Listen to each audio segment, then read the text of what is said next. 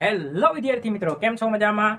આપણે 100 દિવસની 100 ગણિતની શોર્ટકટ ટ્રીક આપવાની છે, જેમાંનો આજે દિવસ નંબર છે 15 અને આજે આપણે જોવાનું છે સાંકળનો નિયમ. હવે વિદ્યાર્થી મિત્રો, સાંકળનો નિયમ શું છે? તો તમને આવું આપ્યું હોય કે કોઈ ભાઈ શું છે, તો કે કોઈ માણસો અમુક કલાકમાં અમુક દિવસોમાં આટલું કામ કરે છે, તો અમુક કલાકમાં આટલા માણસો થાય અને કેટલું કામ કરી શકે એવા પ્રશ્ન પૂછાય ત્યારે ચલો તો અહીંયા એક સરસ મજાનું મેં સૂત્ર લખી દીધું છે. m1 d1 h1 બરાબર m2 d2 h2. m1 એટલે કે m એટલે મેન માણસો, d એટલે ડે દિવસો અને h એટલે અવર કલાક.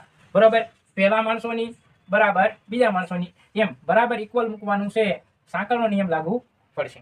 ચાલો તો અહીંયા તમને પ્રશ્ન આપ્યો છે, તે સોલ્યુશન કરીએ. તો કે 12 માણસ દરરોજ 8 કલાક કામ કરી અને એક કામ 10 દિવસમાં પૂર્ણ કરે છે, તો 15 માણસ દરરોજ 4 કલાક કામ કરી અને કેટલા દિવસમાં કાર્ય પૂરું કરે? સરસ મજાનો પ્રશ્ન છે. ચલો જોઈએ. તો 12 માણસ 8 કલાકમાં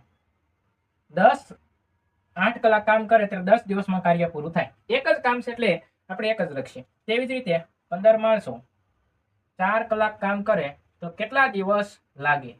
આપણે દિવસ ગોતવાના છે. ચલો આ ગુણાકારમાં સામે જે ભાગાકાર થાય d2 ઇઝ ઇક્વલ ટુ 12 ગુણ્યા 8 ગુણ્યા 10 થાય અને એને ભાગ્યા 15 ગુણ્યા 4 થશે. ચલો તો અહીંયા 4 એકા 4, 4 2 8 થાય છે, 3 ચોક 12 થાય, 3 પંચા 15 થાય, 5 દુ 10 થાય.